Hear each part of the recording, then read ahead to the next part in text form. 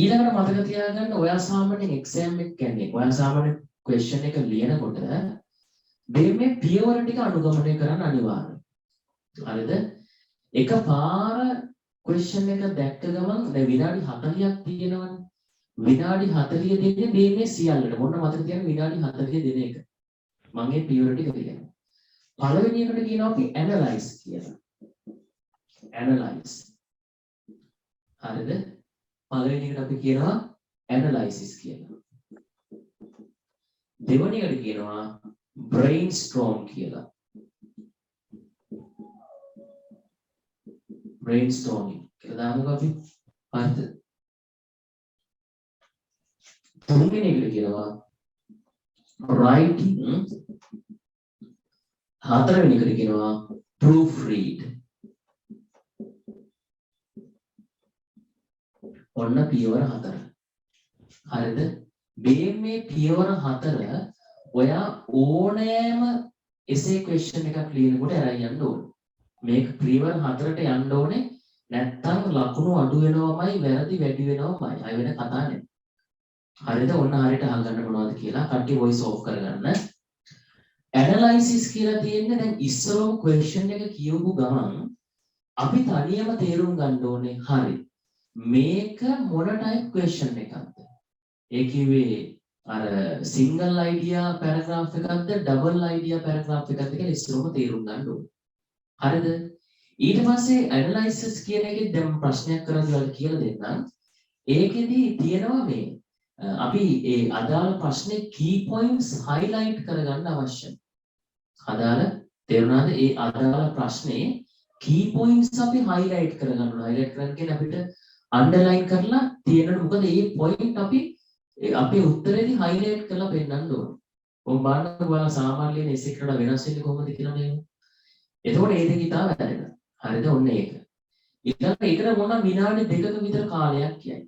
උපරිම. ඊට පස්සේ brainstorming. brainstorming කියලා කියන්නේ දැන් ඇහෙනවනේ? ඔව්. හරිනේ. හරි. එතකොට බලන්න brainstorming කියලා කියන්නේ මොකක්ද? brainstorming කියලා කියන්නේ guys ඔයා ලියන උත්තරේ පොඩ්ඩක් ඔයා කටුවට ඒ උත්තරේ නෙවෙයි වෙනම චුට්ටක් සඳහන් කරගන්න ඕනේ නිකන් අර point wise අපි දාගන්නේ මම මේව සිංහලෙනුත් ඉස්සර කරන්නේ මම මේ ටික තමයි ලියන්නේ කියලා. අන්න ඒ විදිහට කටුවට හදා ගන්න ඕනේ ලියන උත්තරේ පොඩි දාලා සැලැස්පා. මේක කරන එකේ වාසිය තමයි ඔයාගේ answer එකේ organization එක තීරණය වෙනවා. හොඳට මතක තියාගන්න ඔයාගේ answer එකේ organization එක ඉතාමත් වැදගත් ලකුණු ලබා දෙනකොට. හරිද? හරි නේද?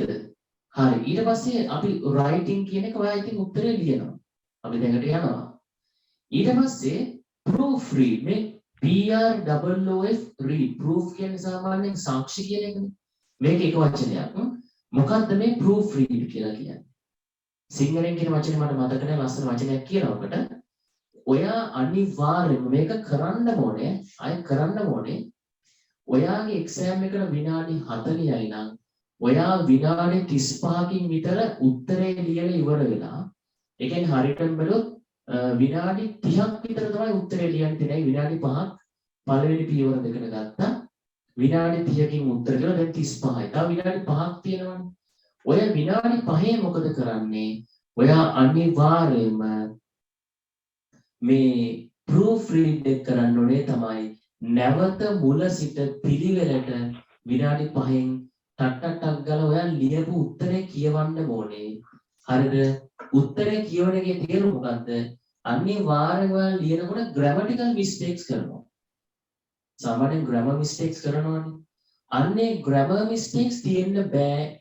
spelling mistakes තියෙන්න බෑ. punctuation mistakes තියෙන්න බෑ. අනිවාර්යෙන් හදන්න. ඒ වෙලාවට ඔයාගේ මයින්ඩ් එකට එන දෙයක් තමයි අයියෝ කොච්චර වෙලාවක් යන මේ උත්තරේ ලියන එක තමයි වැදගත් වෙන්නේ කියලා හිතේ. නමුත් මම කියනවා නෑ. ඔයා අනිවාර්යෙන් එකපාරක් හරි කියවන්න නැතුව උත්තරේ බාර දුන්නොත් ඔයාට පොයින්ට් එකමාරක් විතර ලකුණු අඩු වෙයි. ඒ කියන්නේ 7.5 ගන්න තියෙන එක නම් 6 point වලින් අතර නිතර නතර වෙයි. එච්චරට වැදගත්. ඒ නිසා proofread කියන එක අනිවාර්යයෙන්ම ඔයා කරන්න ඕනේ.